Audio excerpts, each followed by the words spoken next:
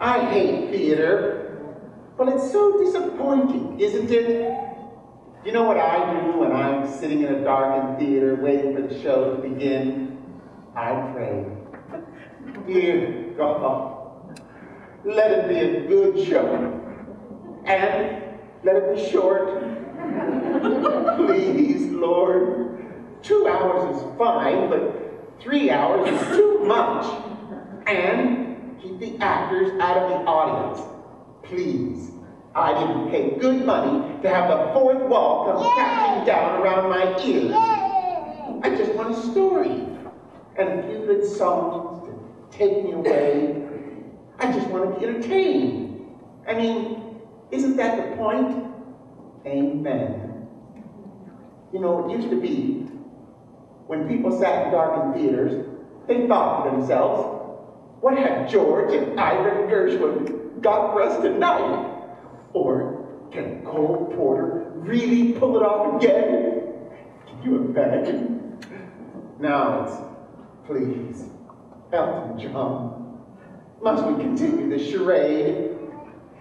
It used to be, sitting in the dark, you knew that when the show began, you would be transported to another world, a world full of color and music and glamour. And you thought to yourself, my heavens, when will they ever bring up the lights? Well, hello. How are we tonight? Good. Oh, good. I have to admit, I'm feeling a little blue myself. A little anxious for no particular reason. A little sad, actually, that I should feel anxious at this age. A little self-conscious anxiety resulting in non-specific sadness, a state that I call blue. Anyway, whenever I'm feeling this way, blue, I like to listen to my music. So I was going through my records this morning. Yes, records. When I was about to put on a soundtrack recording of Meredith Willson's The Music Man. And then I said, no, let's have a treat.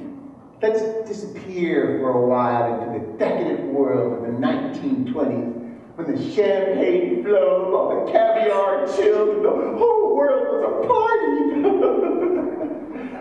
Well, at least for the wealthy people anyway. So I dug about, and what did I find but one of my favorite shows, Gable and Stein's The Drowsy Chaperone. Remember? Music by Julie Gable and lyrics by Sidney Stein. It's the 2-record set, remastered from the original recording in 1928. It's the full show with the original cast, including Beatrice Stockwell as the Drowsy Chaperone. Isn't she elegant? This isn't Beatrice Stockwell. This is Jimmy Buffett Margaritaville. Oh, Carmilla? Wrong sleeve, Carmilla. Wrong sleeve. Oh well, Carmilla. She's still very elegant. Well, Beatrice Stockwell very elegant. And actually, this is a full 15 years before she became known as Dame Beatrice Stockwell. Let me tell you how the show was billed in 1928. In 1928, this show was billed as music, mayhem, mix-ups, at the gay wedding. It's so gay. Of course, the phrase gay had a different meaning back then. Back then, it just meant fun, which is what this show is, fun. So, would you indulge me? Would you let me play this record for you? Yeah. Let's try that again, shall we?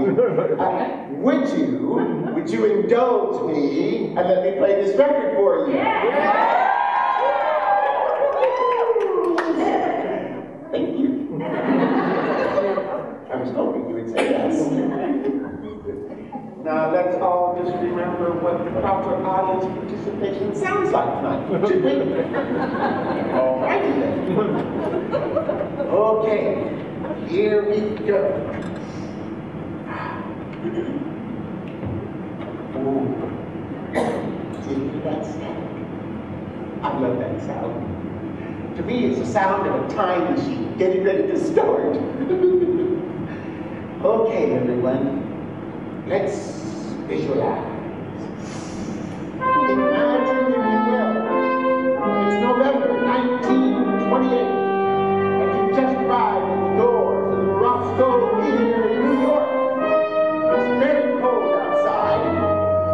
Remember when it used to be cold in November? Not anymore. November's the new August now. It's global warming. We're all doomed. Anyway, it's very cold outside. There's a heavy gray sleet falling from the sky.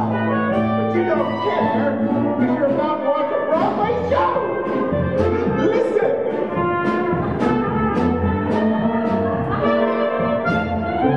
Isn't that wonderful? It helps if you close your eyes.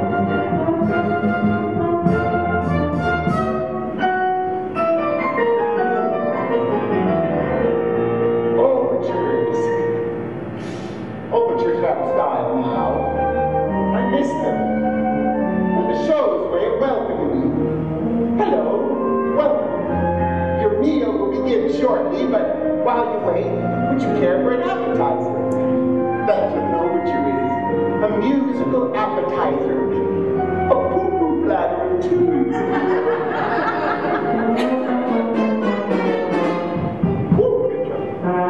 Something new. What could it be? Sounds like a dance tune. Kind of a rollicking. Maybe it's involving violence. Don't worry, there are many violence.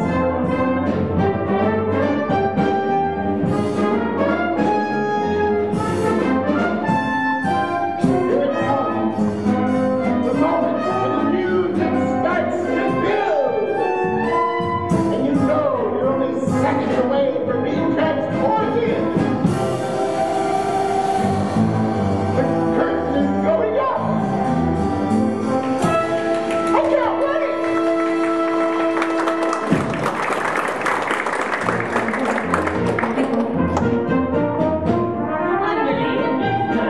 How do I look?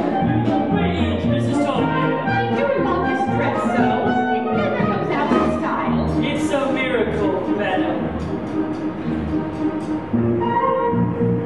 My dress, my fancy dress. I don't know why I'm wearing it, I must confess. My dress, I love my dress. Someone tell me why I put it on. Yes, yes, your dress, your fancy dress. 'Twas such a pleasure airing it, restitching and repairing it. God bless your dress, it's one fine dress. And I will tell you why you put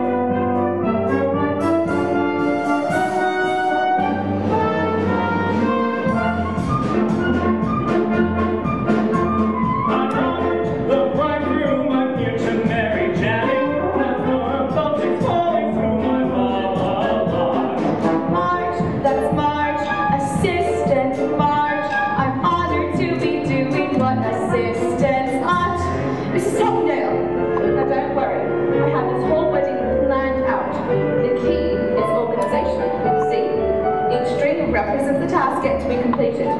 Pay the musicians, yell at the florist, book the minister. This whole wedding is going to run like clockwork. Oh, is there going to be a wedding?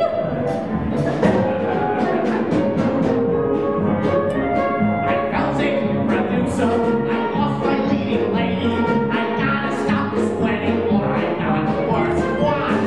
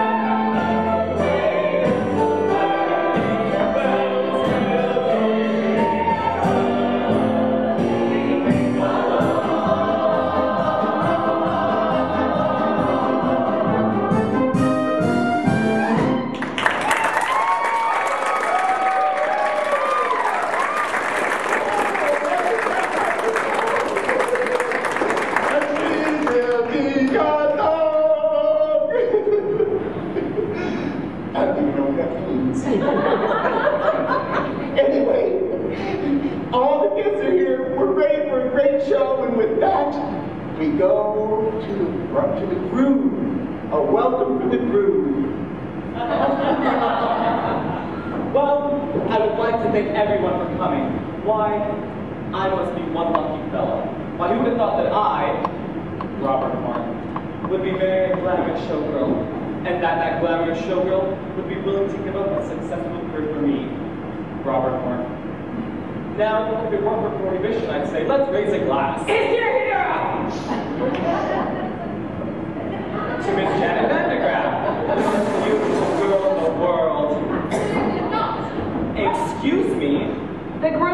to see his bride on the day of the wedding. It's bad luck. Oh, did y'all catch that? I hope so, because that's the plot.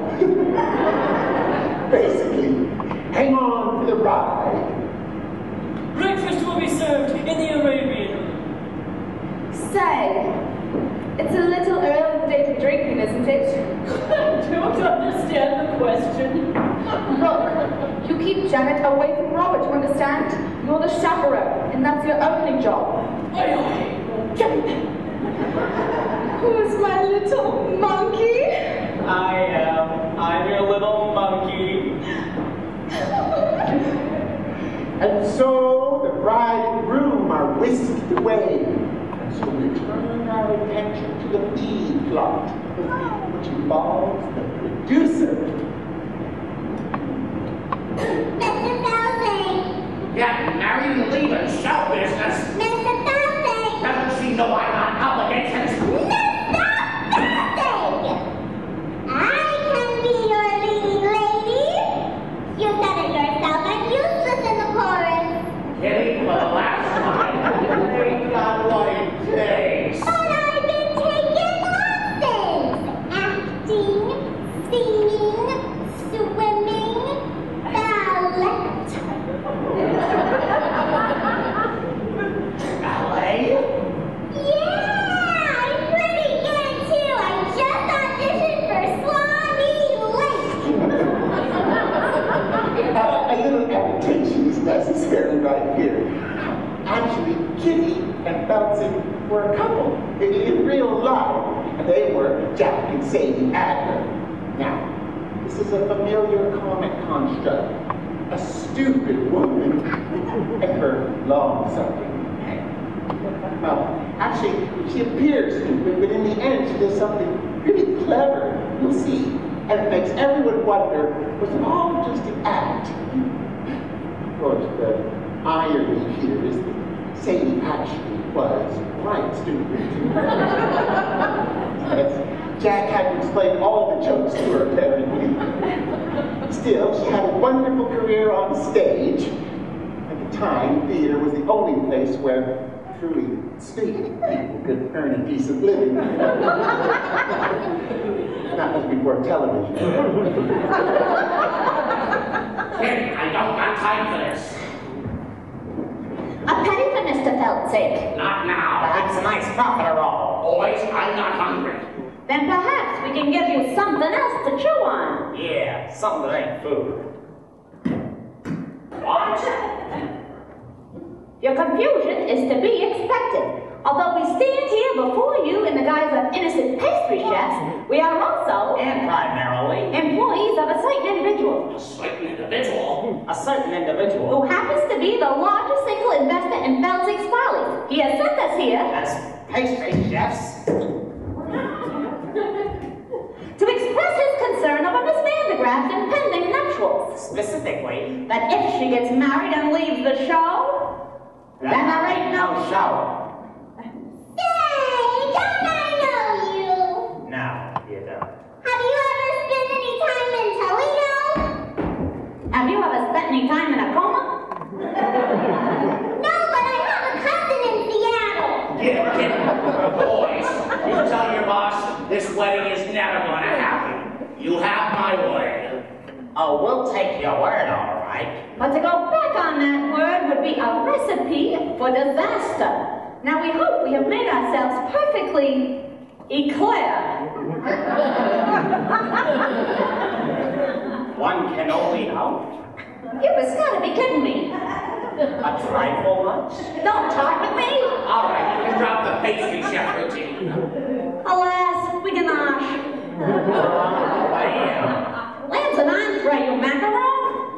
Ooh!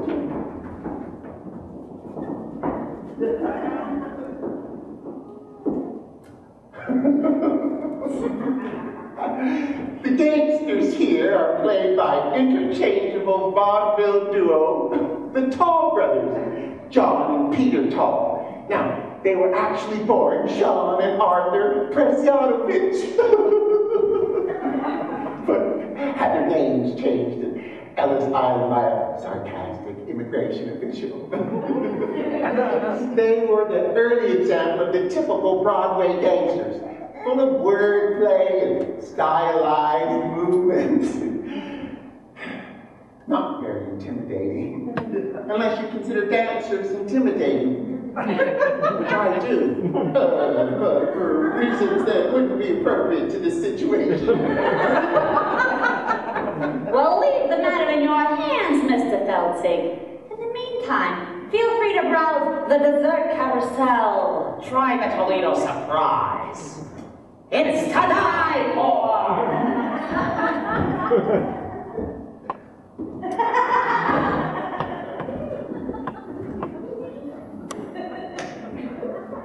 Holy cats!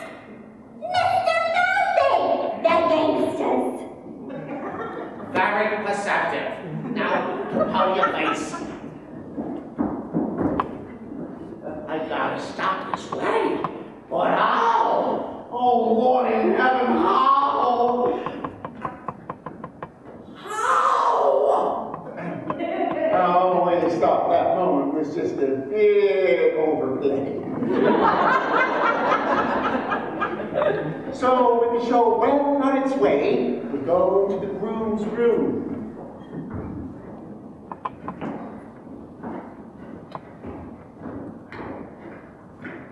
Hey there, handsome. Show me those pearly whites.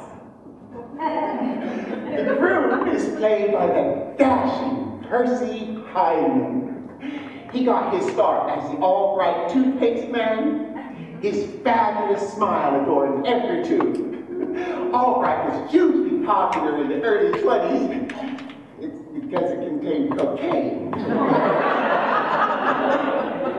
It's true. If you look at the label, it's the fifth ingredient down. Right after sugar. Still, it wasn't long before Percy Hyman became a huge matinee idol. Well, it's perfectly normal for a groom to be nervous on his wedding day. It is. Of course! I love Percy Hyman. But there are those people who say he was a bad actor. But to those people, I say, shut up! Hey there, Mr. Mirror Man, shaken and a-quaking, traveling like them Brady cats do. Something big be bothering you, and I know what it is. Cold feet, brother, you got cold feet. You can make them cold feet hot with a little bit of young feet. Old feet can be uncontrolled feet with a make them cold feet trot down the yard. Cross the orchard, they can learn to swing. I've seen toads and wedding marches, playing ragtime swing, make rigid souls come alive and take that dive. Cold feet, small feet, turn them into bold feet with a make them cold feet. Hot. You don't say. Why don't you just slide back into your mud hole? You've got steady work. Now to find another minister. What are you up to? I'm singing an old song of Negro taught me, a gypsy remedy for wedding day jitters. You think you've got jitters? Well, the easy part. I start to get rice, dinners, and a minister. I have the weight of the wedding on my shoulders. Marge, it sounds like you've got cold feet. What do I got? Cold feet. What do I want? Cold feet. What do I do? Small feet. You make cold feet.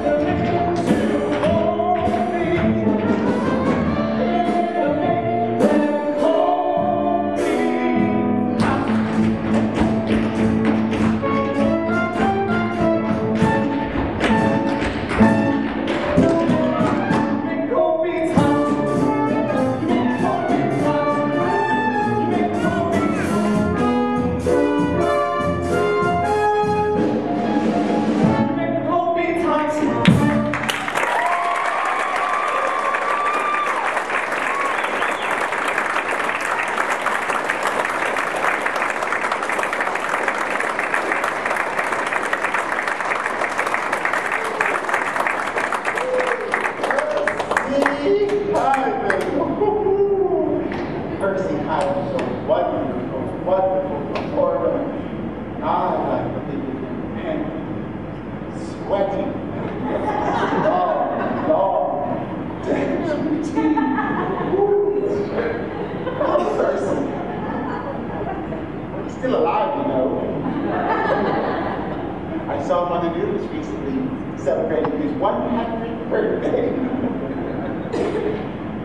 To say that the passing years had treated him badly, just understatement. He wheeled him out, and he had on that pained, wide-eyed expression that God reserves only for the very, very old on their birthday. You know the one I'm talking about. The one that says, "Who are you? Who am I? Why is this cake on fire?" Anyway, you know what I mean. All right, that's enough of that. Dancing around like a fool. I was just trying to relieve my nerves. It's my wedding day after all. You could have snapped an ankle. Tap dancing is too dangerous.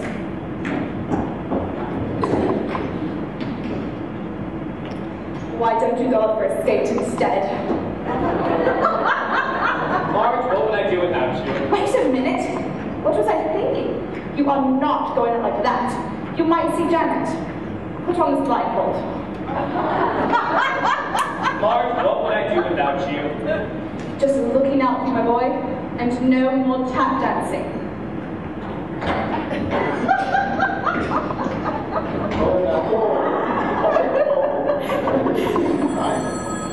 Oh, no. Oh, just ignore it. It'll stop soon. It does this occasionally, it rings. What? What is it you want? It's my answering machine. Leave a short message after tone, and I'll call you back after 5 minutes. Oh, right in the middle of this wonderful performance, and we have this, ruin the moment. Thank you. Thank you, life. Like a cell phone going off in a theater. Ooh, how I hate that. Hello, what are you doing? Oh, I'm at the theater, ruining the moment. How about you? Oh, I couldn't get out tonight, so I thought I would ruin the moment by proxy. Okay, let's just shake that off.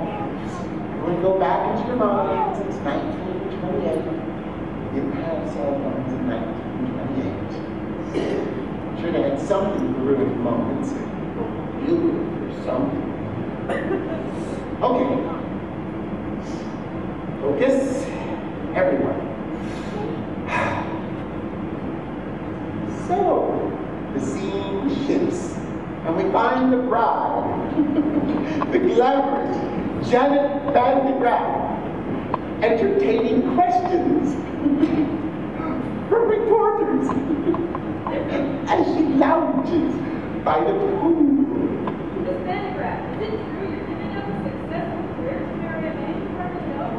Yes, Robert and I met on the Lido deck of the Ile-de-France. He amused me with stories of his father's oil interests. We swooned quickly, and then he proposed. So you won't be returning to the stage ever? I shan't. You shan't? I shan't. Can I go up on that? Yes. One more question. Yes. Why in the world would anyone put olives in a Gibson? I got a question. How can you give up the footlights when you know very well you got grease paint in your veins? Victor, please. Oh, Janet, I'm begging you. Dump them out. Stay with the follies. I'll give you anything. I'll put your name above mine on the marquee. Oh, Victor, if you think this is about vanity, you couldn't be more wrong. I don't want to show off no more. I don't want to sing tunes no more. I don't want to ride moons wanna show off. I don't wanna wear this no more. Play the saucy Swiss miss below my signature no more. I don't wanna show off. Yeah, please. Don't try to control me. I've made up my mind, and that's it. I quit. I'm leaving it all behind. I don't want to be cute no more. Make the gentleman hoot more. I don't want to wear fruit no more. I don't want to show off. She don't want to show off no more. Page 3. I don't want to show off. She don't want to show off. I don't want to show off. She don't want to show off no more. Not me. Whee!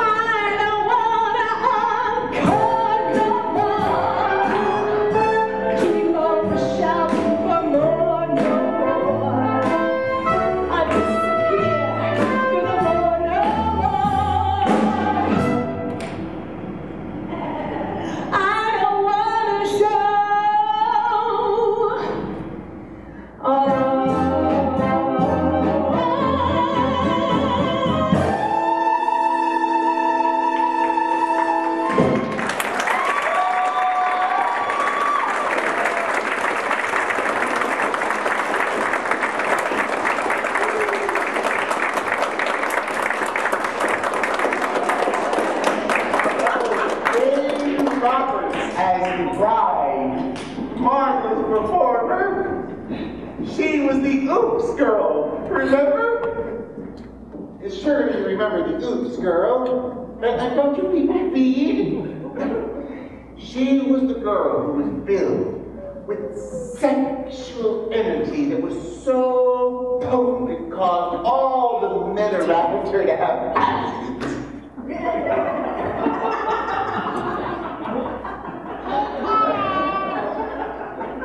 Oh, come on! You know what I mean by accidents. Spill their drinks. Drive their cars off into trees. And she would go, oops. And I'm not really doing it justice, but the people ate it up. She did a whole series of films. Oops, Oops Girl, Come Home, and the Oops Girl at Sea, which won an Oscar for special effects.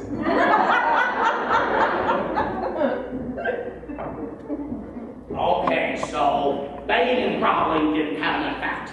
So on to plan B. And for this, I'm going to need an accomplice. Someone gullible with loose morals. Someone, how do you call him? I know, a European.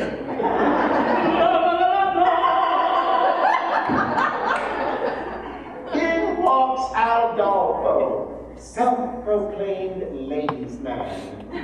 Aldolpho was played by former silent film star and world-class alcoholic Roman Bartelli.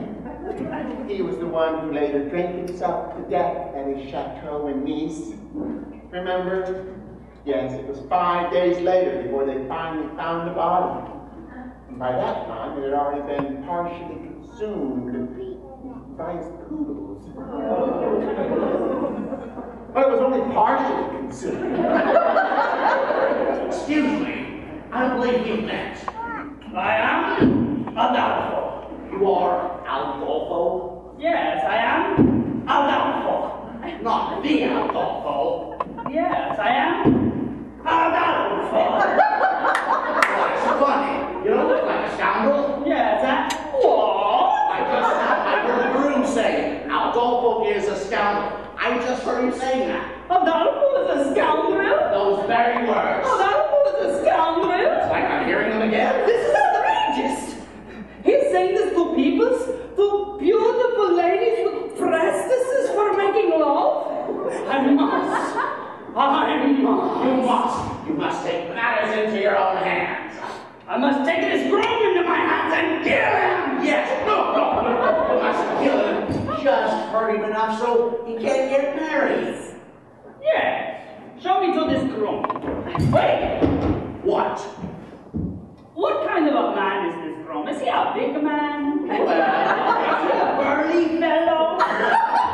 he's big on the outside. No, Aldolpho, not like the big man. Small little puny dwarf like people, Aldolpho can right off the stage with a big man.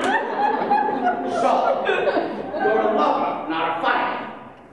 Yes, Aldolpho is a lover of beautiful women. Some say he is the king of romance. You know what they say, the best way to get back on a man, revenge on a man, is through his door. No, the best way to get revenge back on a man is through his window. No, back on a man, revenge, best way, through his. I do not know, there is no other way. I am not Santa Claus coming down the chimney. Through his woman. His woman. You must seduce his woman. His woman. His bride. Aldolpho will make love to bride. This will show everyone he is no scoundrel. Show me to this bride. Wait! What? What kind of a woman is this bride? Is she a big woman? Is she a burly woman? No, she's the cat's pajamas. Pajamas? she's a looker. She's an attractive woman. Ah, well then show Aldolpho did his cat in pajamas. He will make up. My cat in pajamas. Oh, all that?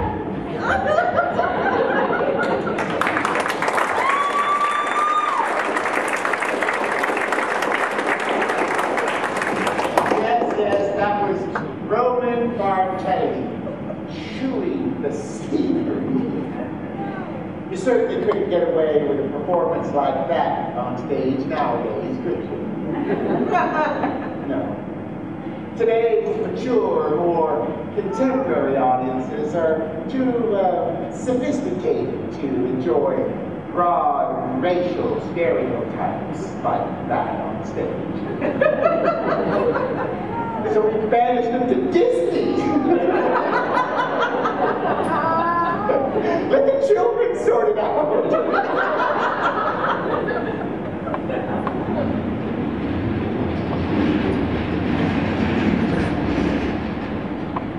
Underling? Yes, madam. The pastry chefs have been kind enough to provide the liquor for the party. But remember, Underling, we have to be discreet. Yes, madam. It is prohibition, after all.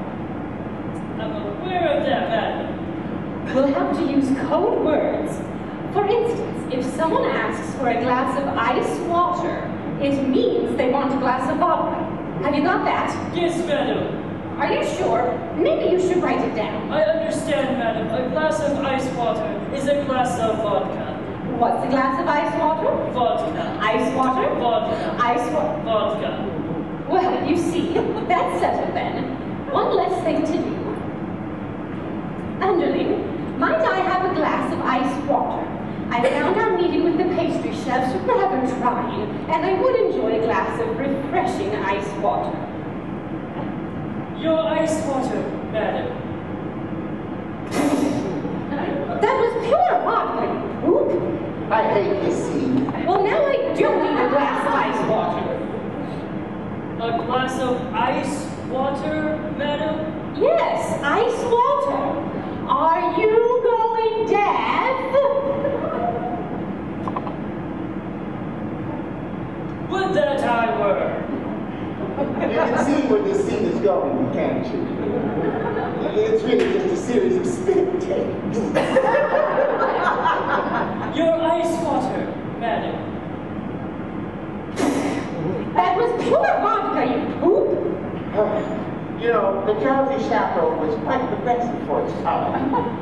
Yes, some elements were quite progressive, while others were stale, even for 1928. You know, I'm just going to skip ahead a little bit with this. Your ice water, madam. That was... That...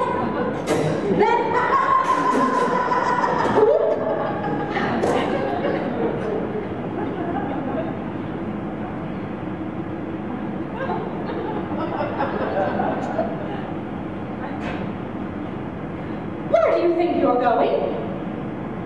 To get some lime juice, madam. Lime juice? For heaven's sake, why? So that I may bring out my eyebrows and pour myself a gimlet.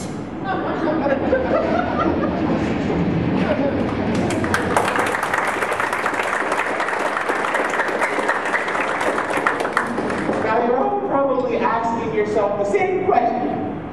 What was that number doing in this show? Well, it's quite simple, I'll tell you.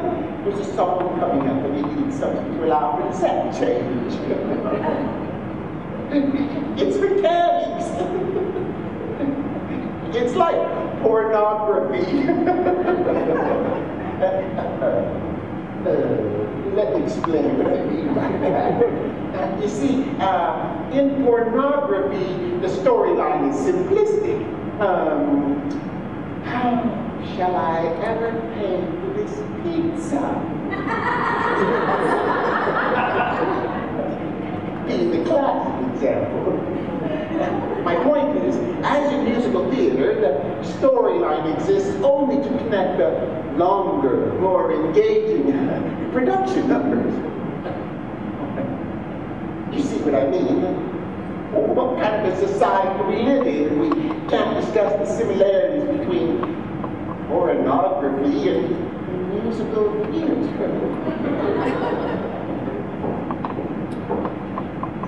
In a few hours, I'm going to be Mrs. Robert Martin. Oh, my head is spinning. Yes! Life is a mad whirlwind. Oh, this is really an interesting scene. Let me set it up for you. This is the only time in the entire show when Jane Roberts and Beatrice Stockwell are alone together on stage. Now, at this time, Jane Roberts was an emerging star.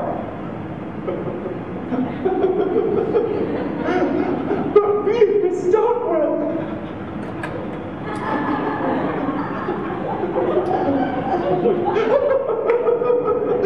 She was already well established and a force to contend with. Oh, I'm so full of apprehension. But I suppose that's normal considering the circumstances. Oh, Chaperone, have you ever been married? No! I drink for pleasure, not out of necessity. No drink, madam. Unfortunately, we were fresh out of olives. Underling, have you ever been married? Oh, heavens no! If I'm going to serve a woman, I'd rather be paid for my efforts. Oh, you two. I know it seems crazy to give up a successful career to marry men I hardly know. But somehow, for some reason, when I look into his eyes, his big monkey eyes, oh gee, I get all woozy. And that's love, isn't it? Not necessarily! That wooziness could be caused by any number of things. I'm woozy right now! And I'm certainly not in love. Beatrice Stockwell, she was known for her drowsy anthems. She entertained and inspired the troops in every single world major conflict, up to and including the Falkland Wars. Of course, by that time, she was already well into her late pieces. And her anthem didn't so much rouse as stupefy. Still, she insisted a rousing anthem be included in every production she ever did, even if it wasn't appropriate. But you just couldn't say no to her. Now that's star power. Really, you're not being the least bit helpful. Couldn't you at least allay my fears with a few choice words of inspiration? Inspiration? Really, dear? That's not my forte. Stumble along on life's funny journey. As we stumble along into the blue, we look here and we look there, singing and song.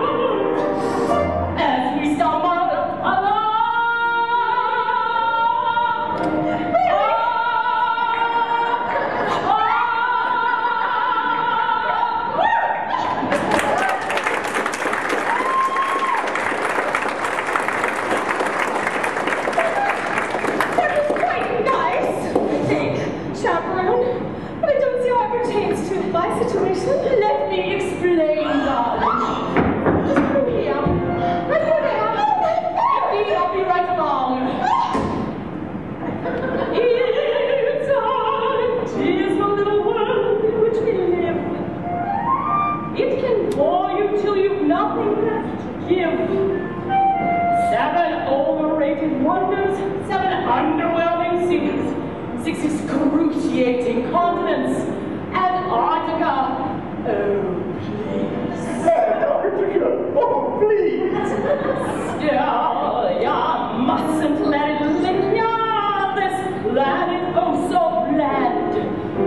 Keep your eyeball on the high wall in your hand.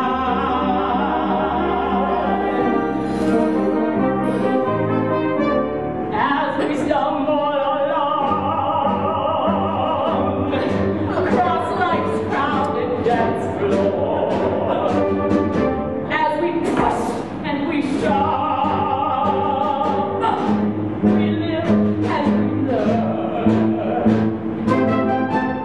And when we finally leave the bar and we see that morning star, we pull our bootstraps up and homeward turn.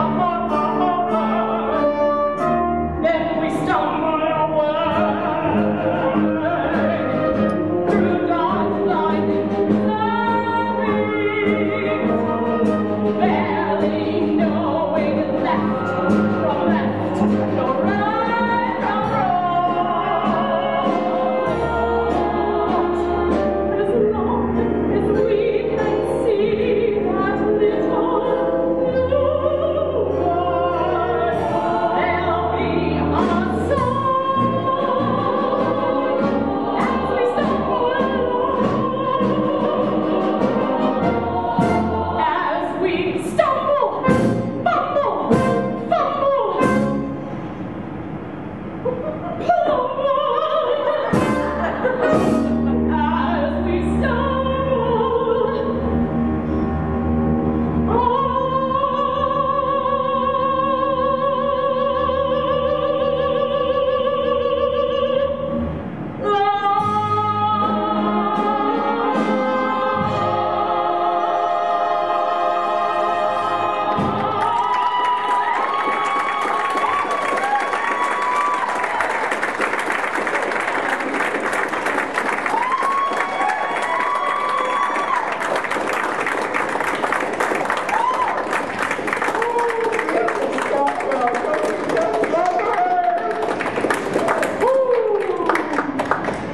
Basically, she sings a rousing anthem about alcoholism. But that's what I love about her. She just does her own thing whenever she wants, without regard to the needs or the concerns or the welfare of anybody else around her. My mother was a lot like that. Well, that was quite inspiring, Chaperone, but I'm still conflicted. Please just tell me, is Robert the man for me? My dear, that's something you'll just have to decide for yourself. But I just need to know if he loves me. Why don't you ask him? Why don't you say, Roger, do you love me?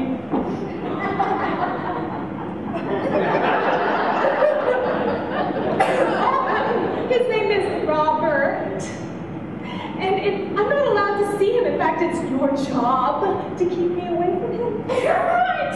And I take that responsibility very seriously. However, I'm just this moment feeling terribly drowsy. I'm afraid I'll have to have a lie down. Now, whatever you do, don't go wandering in the garden, seeking out your fiancé to ask him the question upon your happiness depends. Oh, thank you, Chaperone. I just need to know if he loves me. Silly little fool. Still, I envy her. Oh, when will love ever come crashing through my door?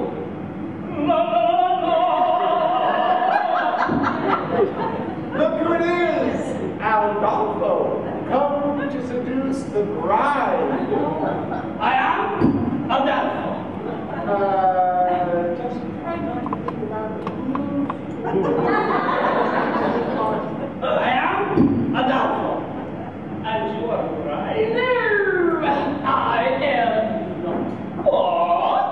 But this is bridal suite, and you are the only one here. Therefore, you must be bride. Interesting argument. But dear boy, I'm afraid that you are a moron. Me? No, bride. Perhaps I could take a message. Yes, a message.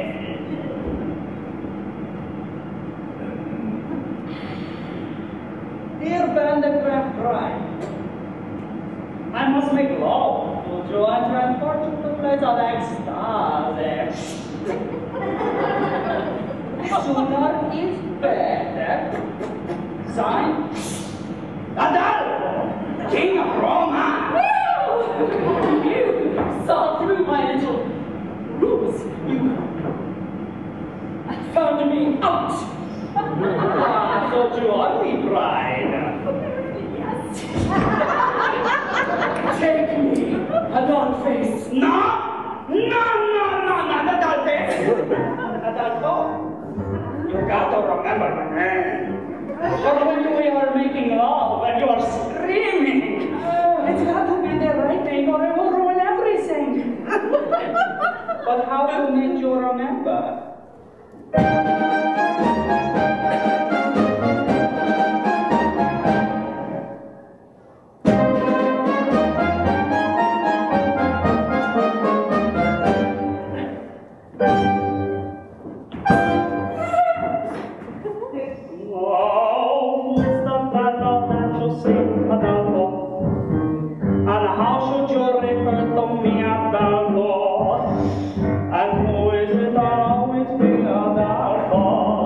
Sing it proudly. I am Aldolpho. Nice to meet you, shall we?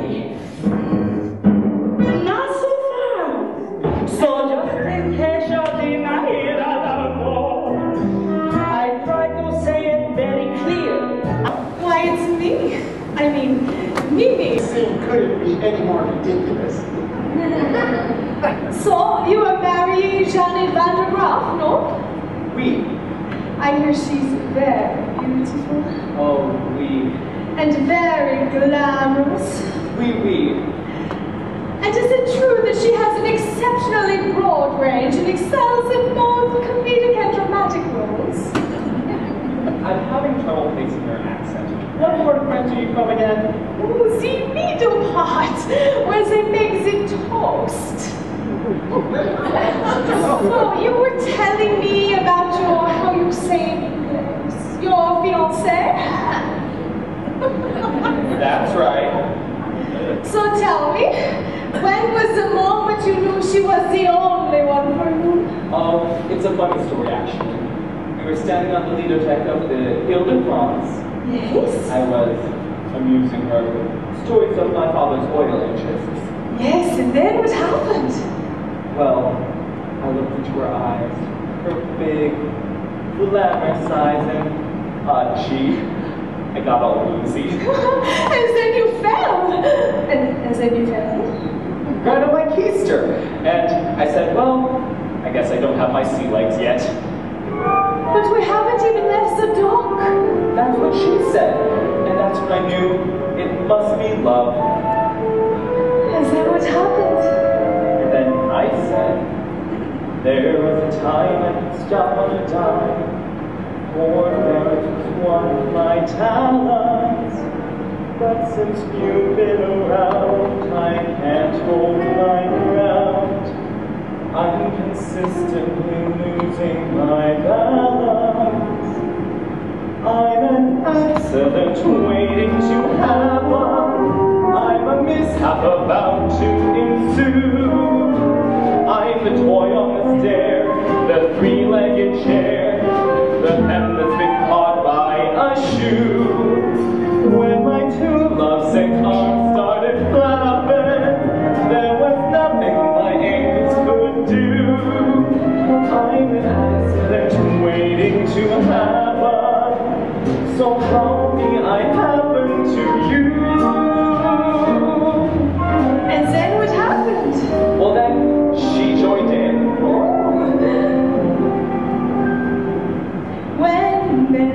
I'm sweet, and they fall at my feet. My heart doesn't beat any faster. But when you lose control, it touches my soul. So I'm bracing myself for disaster. You're an accident waiting to happen. That's right. A catastrophe destined to be. That's me. I'm the rags in the cellar. A broken umbrella, a branch hanging loose from a tree. I can see myself jumping and clapping for a man who lives dangerously. You're an accident waiting to happen, so hurry and happen to me.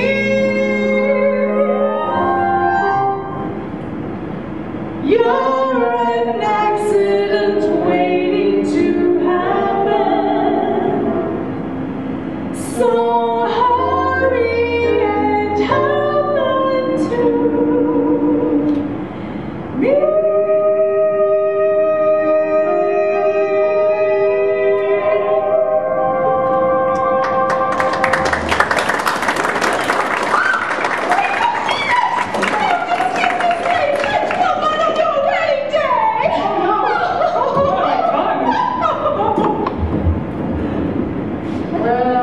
Well. It seems that the blindfold and the fake French accent caused a terrible misunderstanding. What a mess! Do you think it'll all work out in the end? Of course it will. It's not real. It's a musical. Everything always works out in the musical. And the only people who heard the song helps it to rain.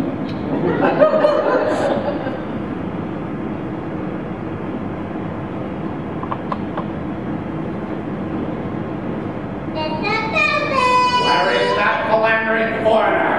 Mr. Feldzieg! How long does it take to seduce one bride? Mr. Feldzieg!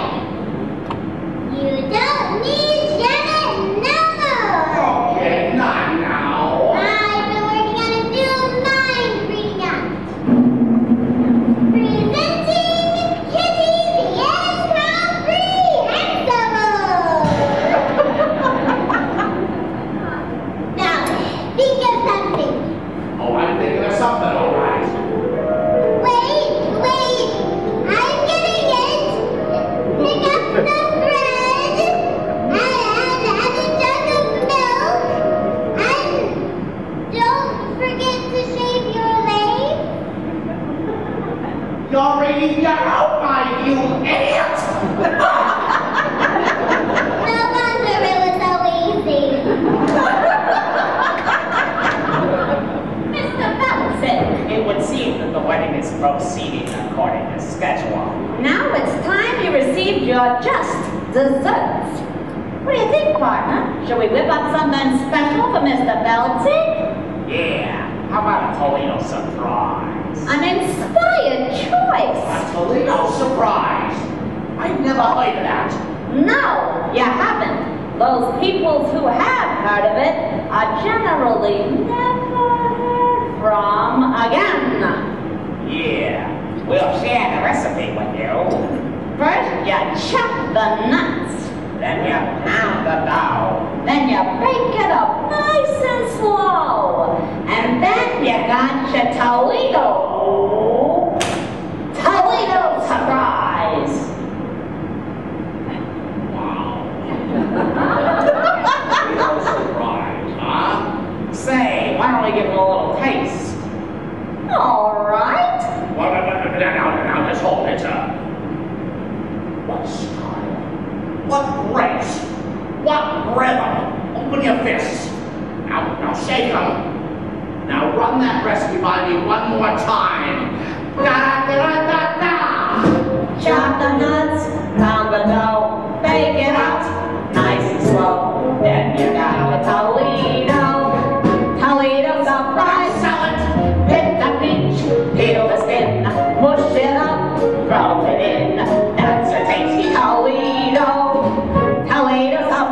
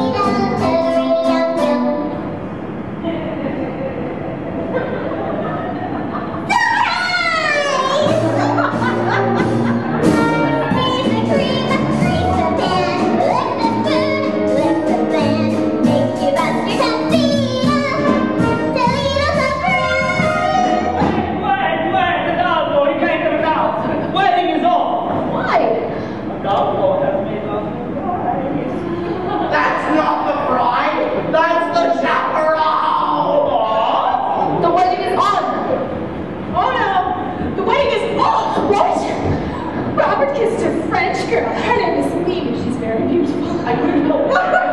She was just like you, only French. Oh, sweet Madame Mother. Underline, Yes, madam. what is all this commotion about? The wedding, madam. Oh, is there going to be a wedding? Not anymore. What a tragedy. What a wonderful, wonderful tragedy. Now clear the floor, boys. I'll show you how it's done. First you beat it up. Then you sweet it up. When you heat it up. If it tries to rise, don't let it.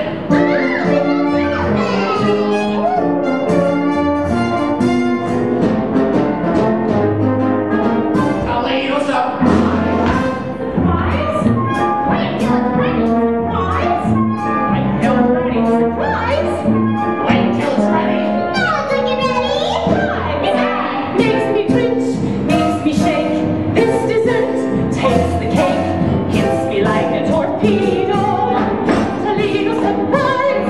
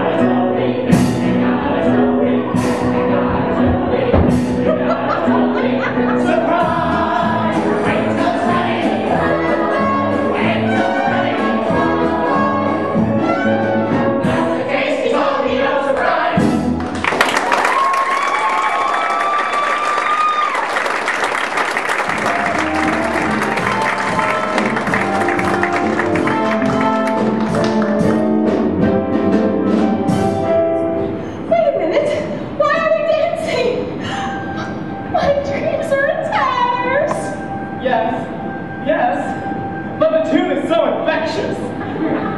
Oh, Robert, this is the saddest day of my life. Wedding bells won't ring, wedding bells won't chime. They will never celebrate a happy wedding.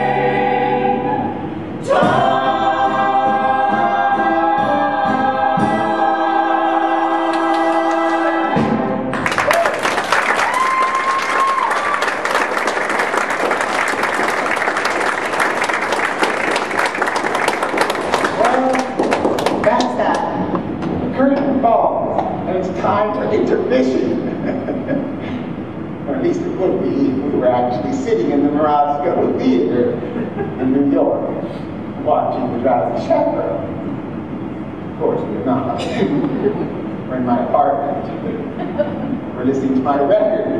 Remember? Anyway, I hate intermissions. They ruin the magic, you know? They yank you back into reality. One moment you're lost in a glamorous world of music and romance, and then the next minute, bang! You're surrounded by tourists.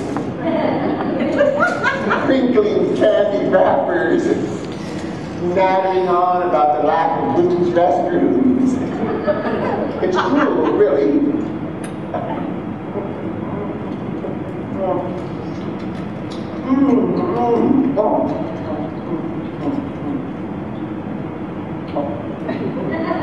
into our bark.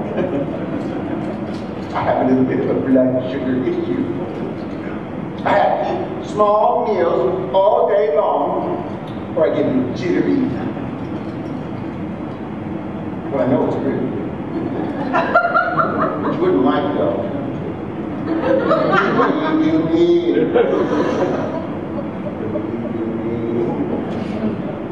I remember my wedding day. I didn't eat breakfast that day, and the ceremony didn't start until 4 in the afternoon. I do.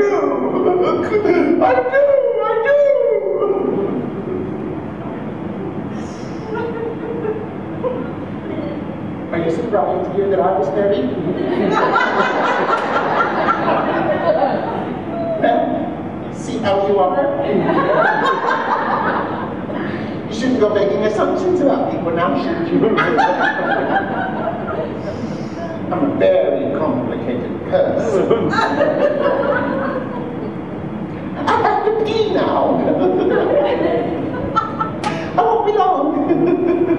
I promise. And when I'm gone, you can listen to this. Act 2 of the Drowsy Chaperone.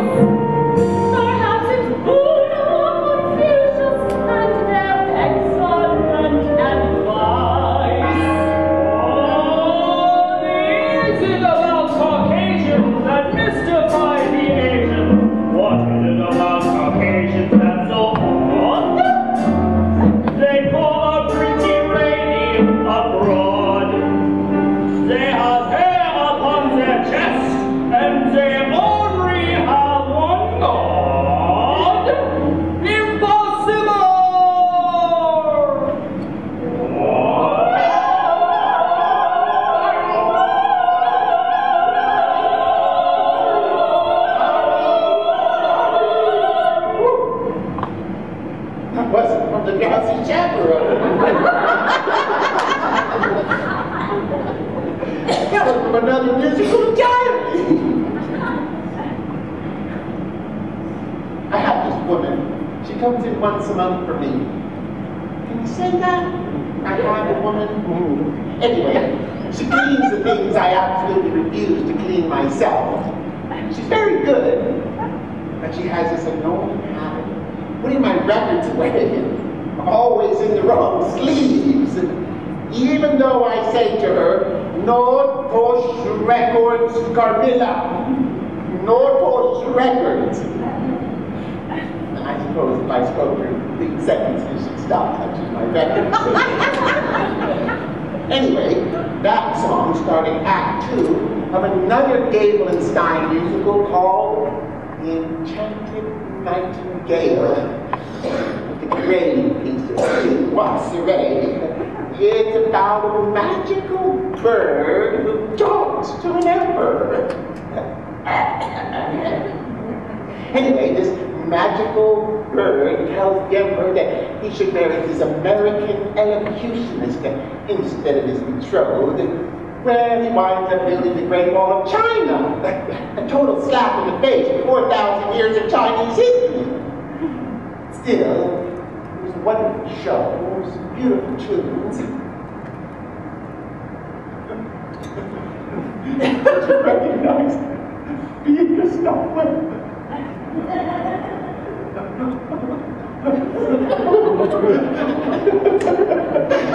She was American lady. And did you recognize Roman Bartelli? Yes. Yes, as the emperor. He was the man of 1,000 accents, and all of them insulting. My mommy. Anyway, Act 2 of the Drowsy Chaperone begins with this. A haunting lament, sung by a very depressed bride. She sings it while standing on her balcony, bathed in the pale blue light of a sympathetic moon, which is totally ridiculous. This happens in the middle of the day.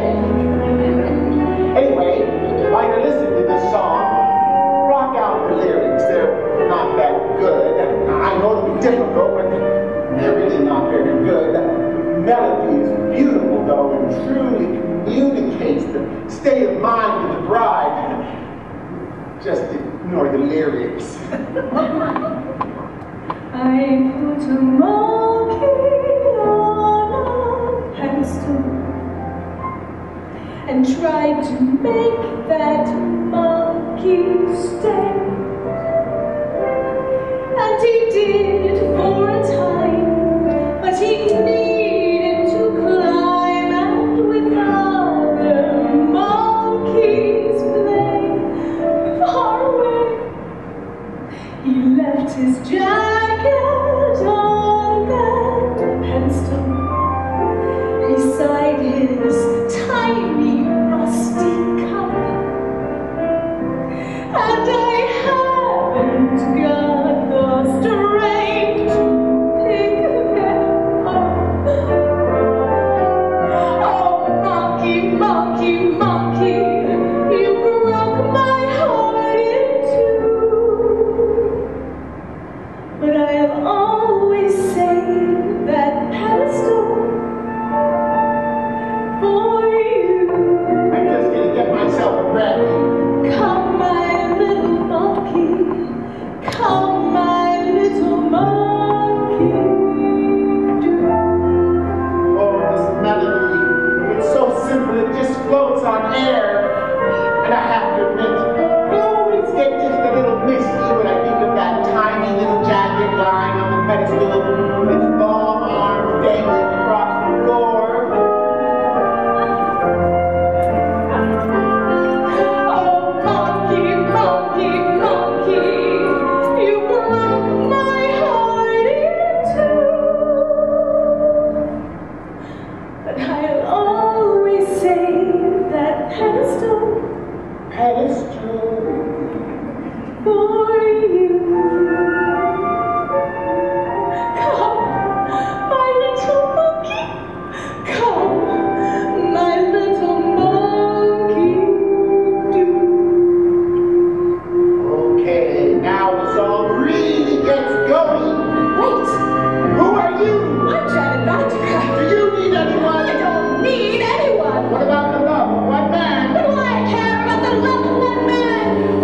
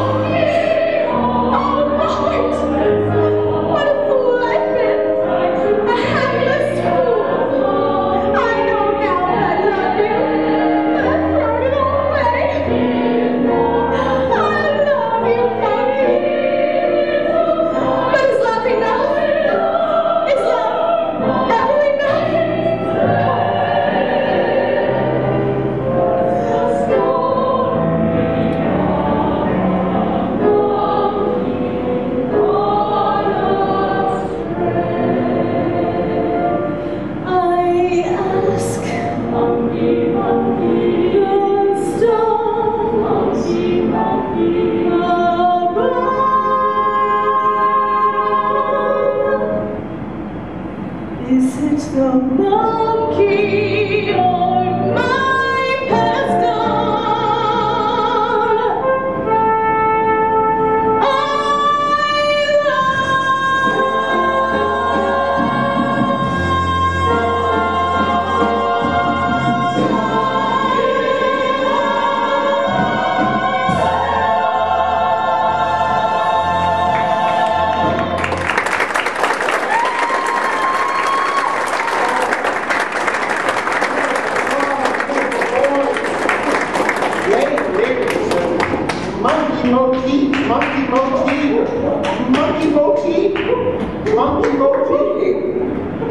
See what I mean about the lyrics? Yes, it was quite beautiful. Thank you. Don't you just love that number? It has everything in it. A little Busby, Berkeley, a little Jay Goodall. And that's another thing I love about musicals in general. When the characters in crisis, they sing and they dance. Which is so much more interesting than just playing whiny guys. But that's the glory of musical theater. Oh. You see? This is life. Not beautiful theater. Demanding to be happy for 5 seconds. Something starts ringing.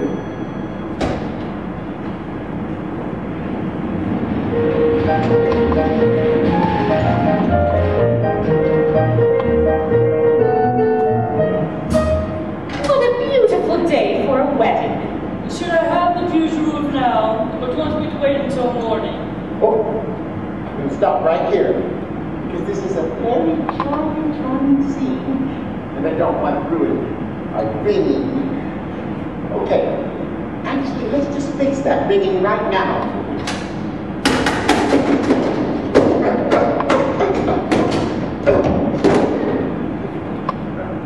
There. I fixed it. Okay. What we have here are 2 vaudeville performers. They have slipped through the cracks of time. They are Noel Fitzpatrick and Ukulele Lil. I don't know very much about them. I suppose Ukulele Lil plays the ukulele. But she doesn't do the show. Actually, I tried to find out more about her. I went through all of my records. I even tried the internet. But all of my searches wound up with Tiny Tim's autopsy. Still, this scene, they're both very, very charming. Why would you have the pews removed? Because the bride has called off the wedding, madam. Oh, underling, never listen to a bride on her wedding day. Love is a very complex emotion, underling. Yes, madam. You can be very close to someone one minute, and the next minute, why, you just want to strangle them. Do you understand?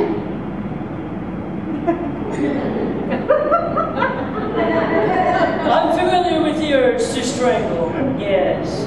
You see, that's just the nature of love. Love makes lovers worry, love makes lovers fret, but here's a fact on which we can depend. Just like long ago when Romeo loved Juliet, love is always lovely in the end. Might I remind you that Romeo and Juliet was a tragedy, madam? Oh, I never read reviews. Love can start a quarrel, love can cause a din, but love has always been a trusty friend. 'Twas a happy fate for Hank VIII and Anne Boleyn. Love is always lovely in the end. But Anne Boleyn lost her head. Yes, she was in love. Love was good to Eve and Adam. Here we go again. And Samson and Delilah too. Good grief, man.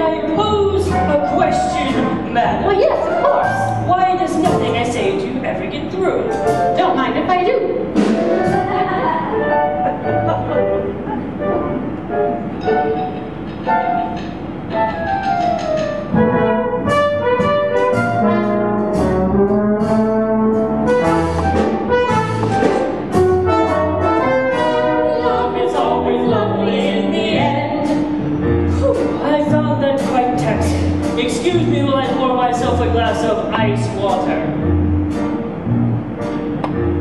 Love sneaks up behind you, love drops from above, but love would never consciously offend. Love has certainly been kind to me, and my true love. Love is always lovely in the end. But your late husband was a brute. I don't mean him, you silly coot. Love is always lovely. Lovely, lovely, lovely. Love is always lovely in the end. Love is always lovely in the end.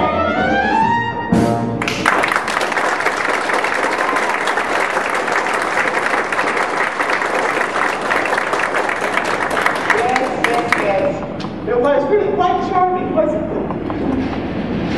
But to be frank, on some basic level, that number always pisses me off. Now, I'm going to say something here, and yes, I've been drinking. I'm going to go out on a limb here, and I'm going to say that love is not always lovely in the end. No, in the end, often there are lawyers. Guess what I'm trying to say is that number is naive and irresponsibly so. Sorry, just thought that needed to be said for the benefit of the young people. I won't interrupt in this performance anymore. Oh, there's a moment coming up that I've become obsessed with. Oh, there you are, chaperone. I'm in such a terrible state. You certainly are. You can't go to the wedding dressed like that. Oh, you poor dear, haven't you heard? The wedding's being called off. Not your wedding! Mine! Here, that reminds me. Might I borrow your veil? You're getting married? But to whom? You're marrying Aldolpho? Oh, beautiful lady with marveled expression. I know it's surprising, but when I look into his eyes, his big, clumsy eyes, I get all rosy. And that's love, isn't it? Yes, that's love.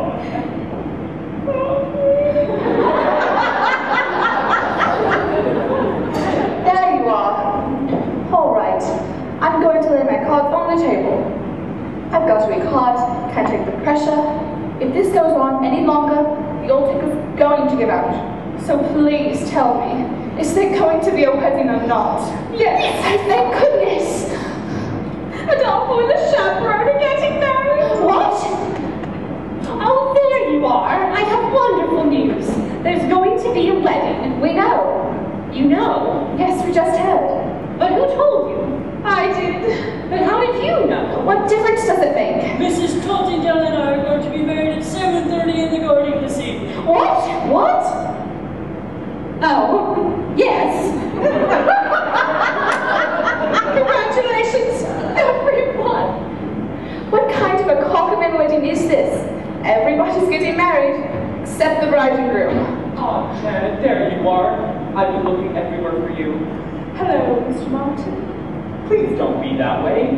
Can't you find it in your heart to marry me? March has gone to all this trouble, and I do love you more than I can say.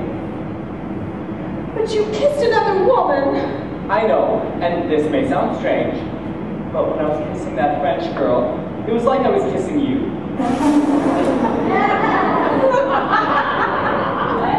Oh, Robert, you were kissing me. You mean you're Mimi? Well, that French accent was remarkably accurate. Why, thank you. I developed it when I played the role of Hold That Baguette. I was Monique. There you are. Before you do anything, think about this. No matter how well you play the part of the happy wife, you'll never get a standing ovation. Oh, I just don't know. I'm so conflicted. I'm so confused. Oh, chaperone, please, I beg of you, just this once, could you offer some advice that is coherent and appropriate to the situation? Okay, here it comes. The moment that I was talking about earlier, not only the culmination of the entire plot, but the moment that has fascinated me more than any other, and has brought me back to this record again and again. Now, here it comes. Well, my advice to you is... Here it is. Listen. While you can. You see? You can't really tell what she says, can you? It's because someone drops a K. Here, I'll play it for you again. While you can. Is she saying live while you can? Or leave while you can? While you can. Now, this is Vietnamese Congo, so it might just be a cynical quip, but this is a wedding after all. And that's exactly what you're thinking when you're standing there at the altar, isn't it? Live or leave. And you have to live, because you do love her on some level. I mean, it's not an exact science. There's not a great big arrow that comes down out of the sky and points to the one you're supposed to be with, is there? No. So one day you say to someone, you say, will you love me? Will you marry me? Oh, I love you.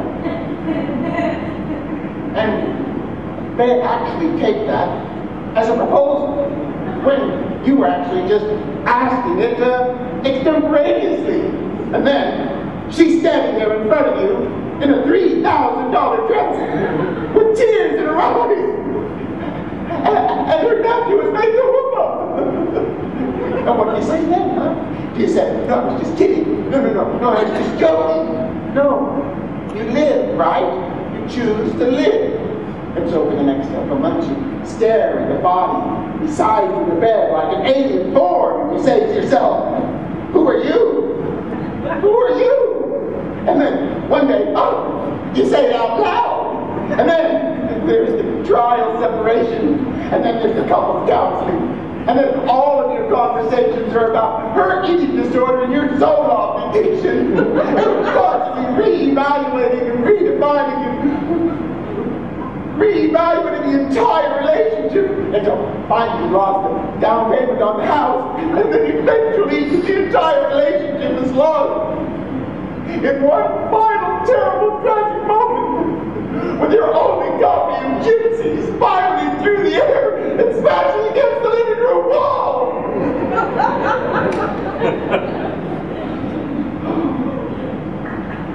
Still, on a larger sense, broader sense, it's better to have lived than left, right? While you can. You have no idea how many times I've listened to that. Oh, chaperone, you certainly have a way with words. Robert, my answer is yes. I will marry you. Wonderful, wonderful. Well, Mr. Feldzieg, it looks as though this wedding is a done deal. Now you're in trouble.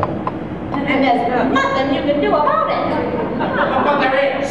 In fact, I found a replacement. A new leading lady. Presenting Kitty the Incredible. Kitty. Oh boy. My.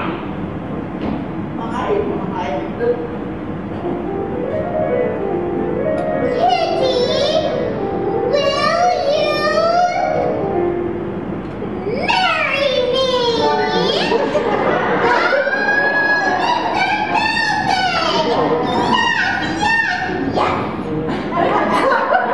Isn't she amazing?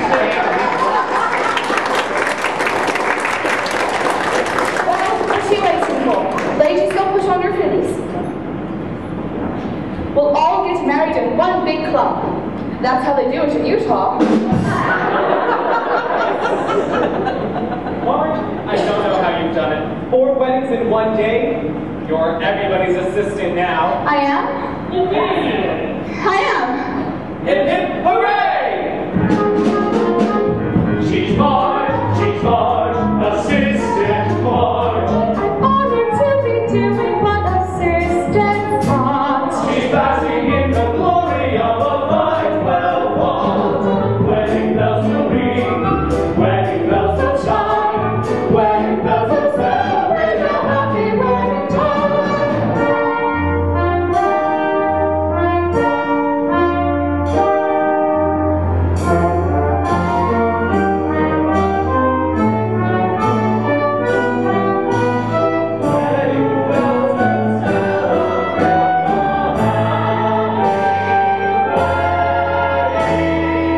Minister, you may begin. I forgot the minister.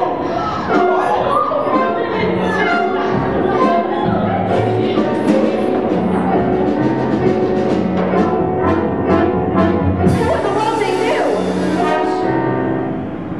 Tricks. The ABA tricks. We know the sky.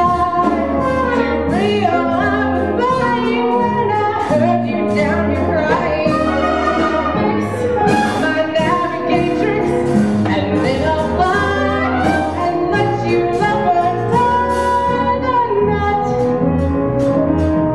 So sorry to crash the party, folks, but we'll have this fixed in 2 shakes, and then it's off to Rio for carnival. Wait, the captain of a ship can't perform a marriage. Yes, and a pilot is comparable to a captain. Yes, an airplane is kind of sheep. No, an airship. No, A sheep of the air.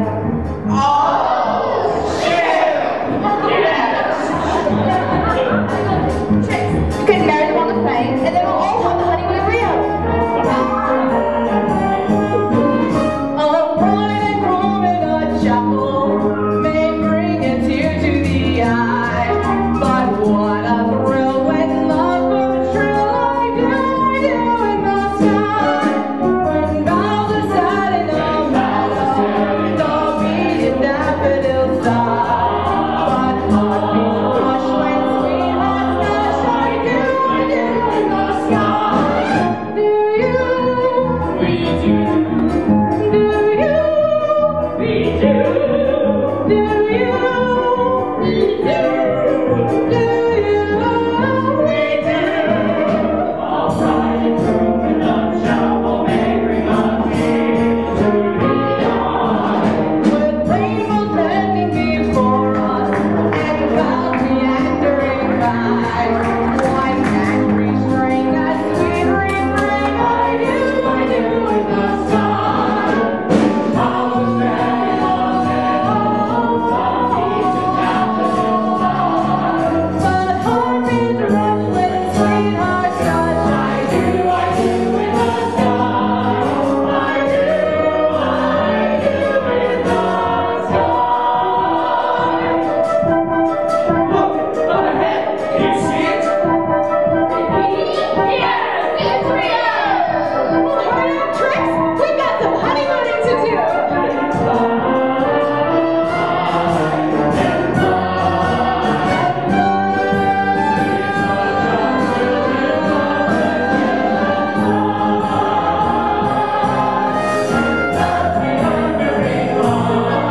Why can't we string that sweet refrain? I do.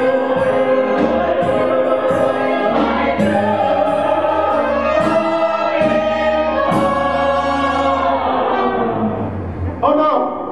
Oh, I can't believe it! Okay, everybody stay calm. This happens occasionally. It's a horrible old building with terrible wiring.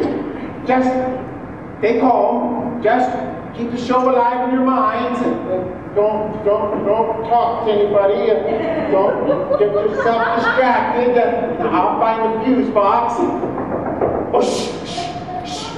Oh, the superintendent. Oh, come in. Come in. Yes, hello. Your lights are out. Oh, Yes. Yes, well, we had to shut the power off in the basement because we're replacing the breaker down there. Yes. Well, then we replaced it. Yes. And when we turned the power back on, well, the breakers in some of the apartments didn't come on. Yes. Well, that's what happened. It's normal. Yes. So I gotta reset your breaker. Oh, you mean right now? It will take a second. Oh, all right. All right. All right. I'm here at the police box. I tried to call you on the phone earlier. No one answered. Oh. Yeah. I've been having problems with my phone. Here we go.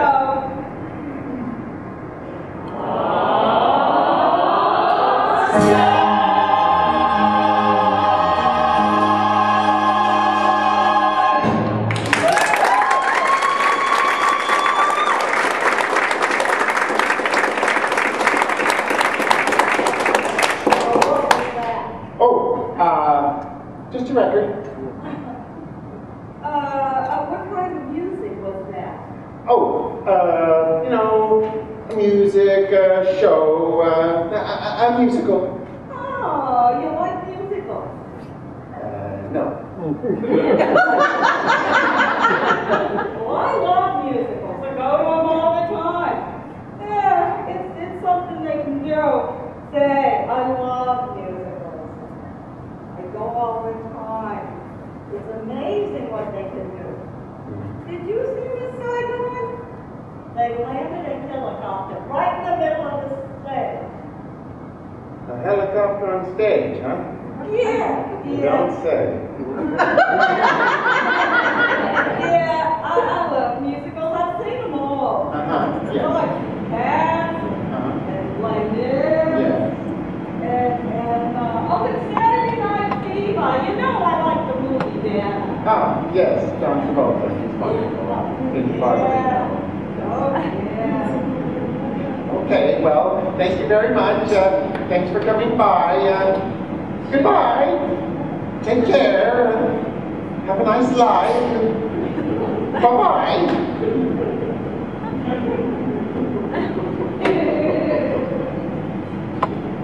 The mood is completely ruined.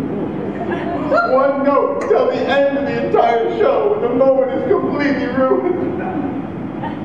Oh, I should just start the record over from the very beginning. No, I can't do that, can I?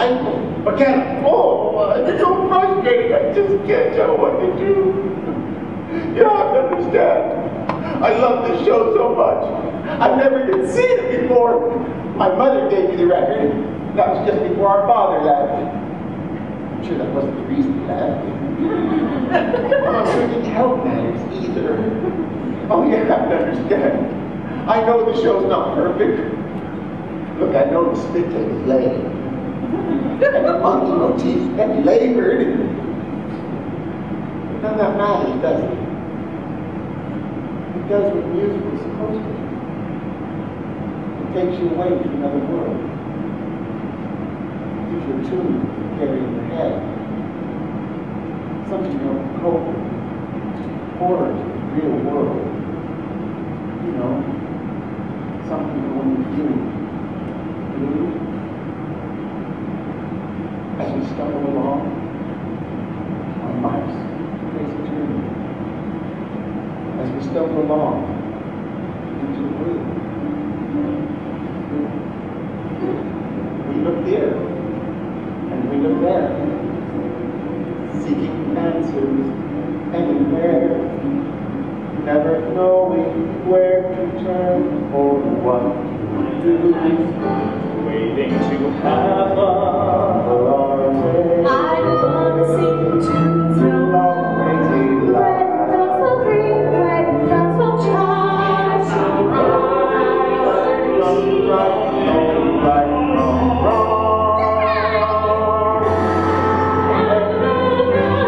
that you can do is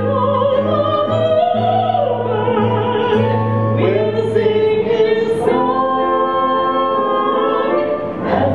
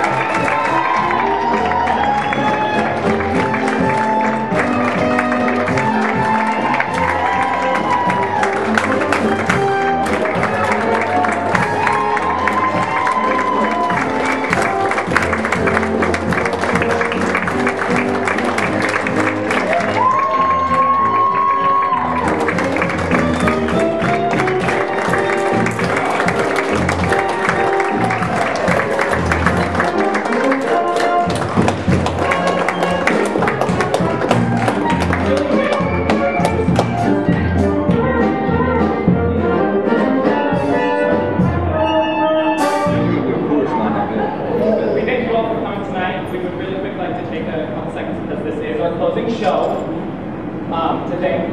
We do have a lot of people who helped us with this show and have done so many things. But first off, we would like to thank 3 of our top people who, without this show, without these people, we could not have done this. So first, we would like to thank Chris Harris.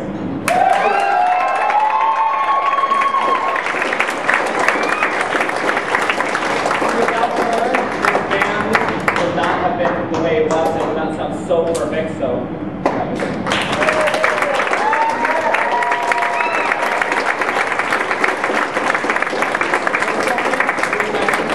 Our assistant director, Gwen Smith, if she were here.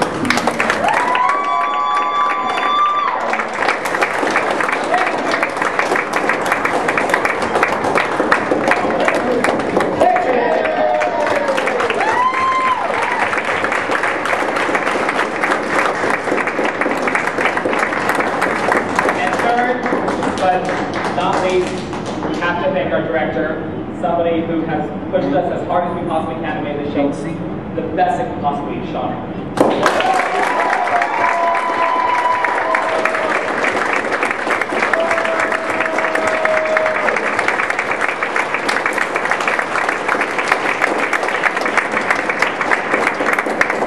This was to be said, but I might as well say it now.